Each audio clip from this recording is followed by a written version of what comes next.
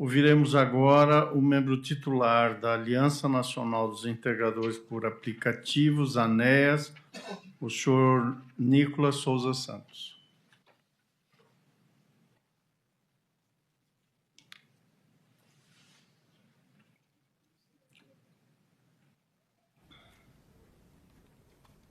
Muito obrigado.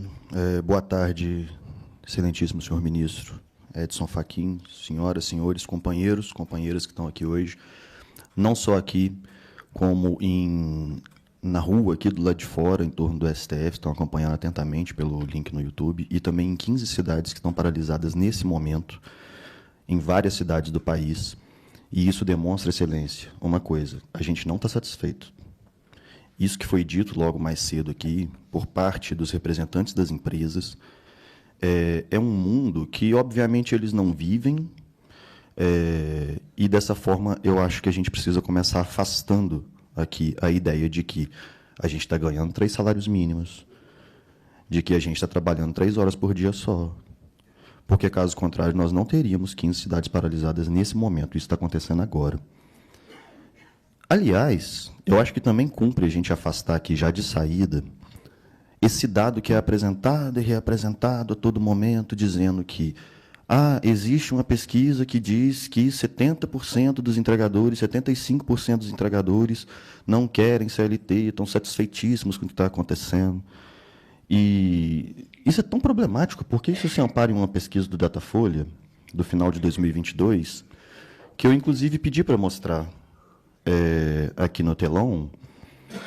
Essa é a pergunta que foi feita. Essa é a pergunta que foi feita, veja bem.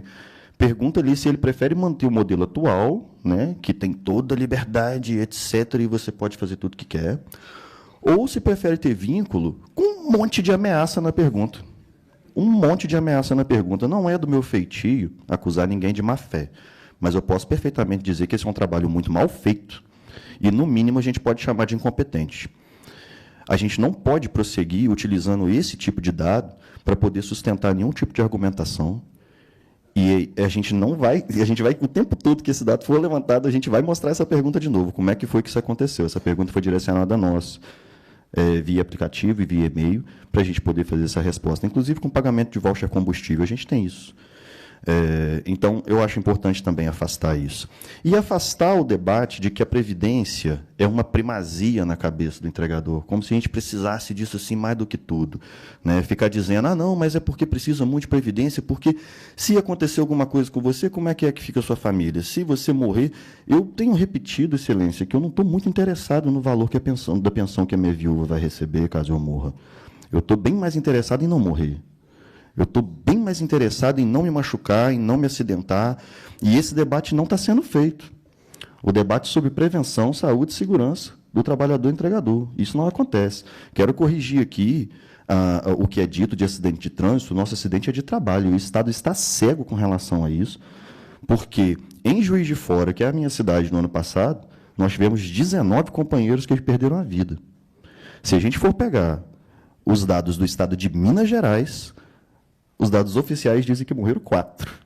Então, tem alguma coisa muito errada aí. A gente vai precisar corrigir esses dados. E não é impressionante que, todo momento que as empresas vêm aqui e levantam dados, esses dados são só delas, produzido por elas, pago por elas, sem absolutamente nenhum escrutínio público. O fato da gente estar aqui hoje, tendo que contar como as coisas funcionam, é porque esses dados não são públicos. O Estado não deveria acessar esses dados, as empresas não deveriam fornecer. Né? Aí vem aqui e fala, não, isso aqui, segundo uma pesquisa que eu paguei, que o instituto que só eu conheço fez, parará, é isso, isso e isso. E aí a gente tem que ficar aceitando isso como dado da realidade. Não é assim que funciona. Infelizmente, não é assim que funciona. Então, isso afastado, eu gostaria de demonstrar também, porque, primeiro, né, que os entregadores se interessam nesse debate. A gente está muito preocupado, a gente sabe que a forma de funcionamento dos aplicativos são similares. Né? Eu já trabalhei como motorista de Uber, hoje eu sou entregador, trabalho dentro do ambiente do iFood, né? E de outros, do iFood, ou eu trabalho diretamente para um restaurante, a forma como eu trabalho, eu vou levando. E o ambiente interno do iFood, eu acho que é um pouco desconhecido da maioria das pessoas aqui. E eu enviei alguns prints, eu não sei como é que está funcionando, assim, alguns prints de como é a tela, como que é o nosso trabalho, né? Antes de mais nada também, eu tenho que dizer que a gente tem muita vontade de ser autônomo. Isso é uma vontade que é uma vontade humana que a gente segue. A gente tem vontade de ser autônomo. A gente não quer receber ordem de ninguém mesmo. Agora, o problema é que a gente não é. A situação é assim, que a vontade toda que eu tenho de ser autônomo não me autoriza a dizer que eu sou.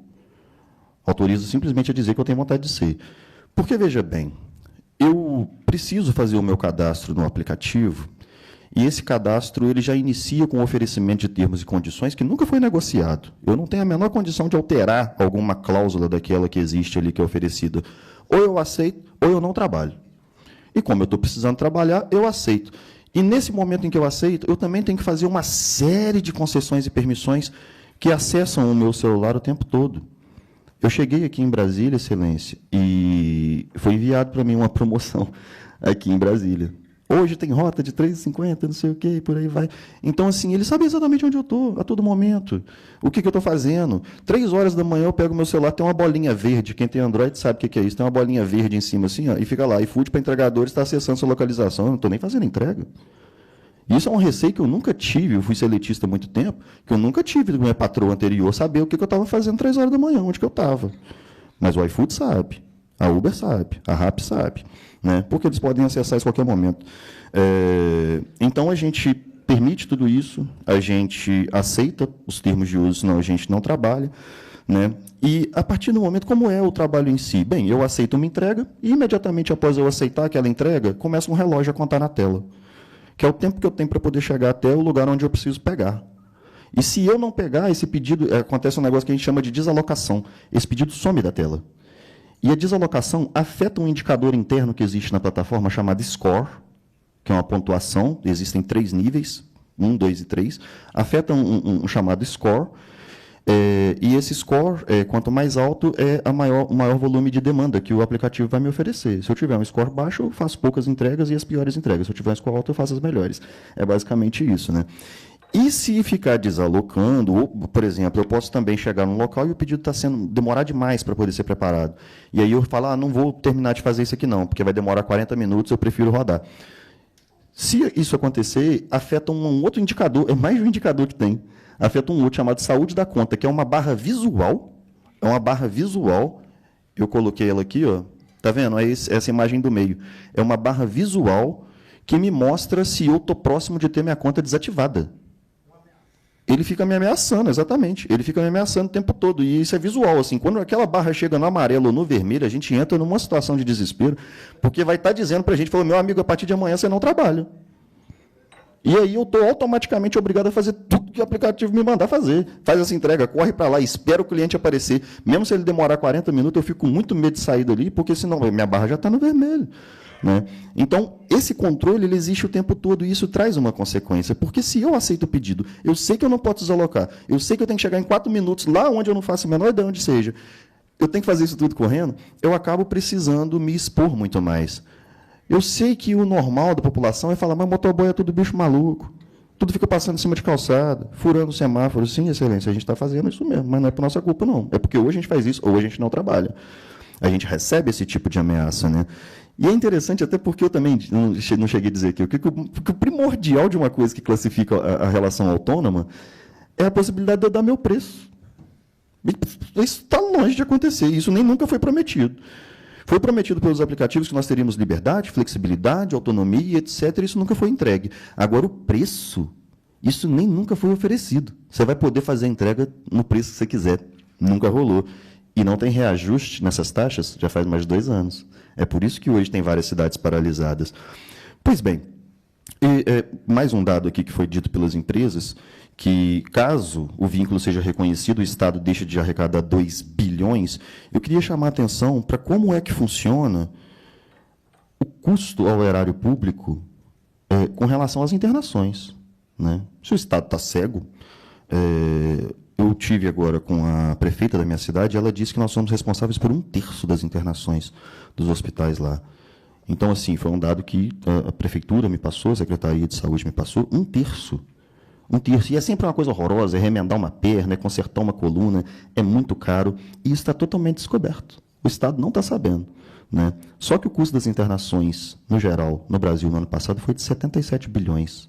Né? Então, eu acredito que a forma como está acontecendo, por mais que ela possa trazer esses números econômicos, ela está mascarando a realidade. Ela está simplesmente escondendo o tamanho do problema, porque os dados são dimensionados. Eu acho que resta claro, para poder concluir, que não existe a menor possibilidade da gente ser autônomo. Quanto mais parceiro comercial, nunca nada foi discutido, a gente não está em posição de equilíbrio.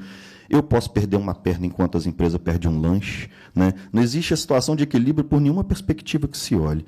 Então, se a gente imaginar dessa forma, e aqui está a nossa preocupação, e esse é o pedido que a gente faz a essa Suprema Corte, é que, primeiro, a gente tem que aprofundar esse debate, mas, mais do que isso, a gente tem que fazer isso com dados públicos, críveis. O Estado precisa ter acesso a esses dados, a gente precisa fazer a produção desses dados, para daí a gente fazer discussão em cima de fatos, e não em cima do que as empresas estão contando, e que a gente sabe perfeitamente que não é a realidade que acontece. A gente está na rua, a gente sabe que é outra coisa, e é por isso que a gente está insatisfeito, e foi essa a razão pela qual a gente esteve aqui nessa audiência, embora o tema seja da Uber, a gente tem absoluta noção de que isso pode nos atingir futuramente. Eu agradeço o espaço, agradeço meus companheiros, agradeço quem ouviu, e permaneço, assim como a Aliança Nacional dos Entregadores por aplicativos, à disposição para eventuais esclarecimentos para esse tribunal. Obrigado.